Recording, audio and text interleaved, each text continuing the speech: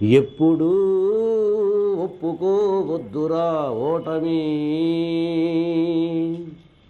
ఎప్పుడూ వదులుకోవద్దురా ఓరిమి, విశ్రమించవద్దు ఏ క్షణం, విస్మరించవద్దు నిర్ణయం, అప్పుడే నీ జయం నిశ్చయం రా. ఎప్పుడూ ఒప్పుకోవద్దురా ఓటమి.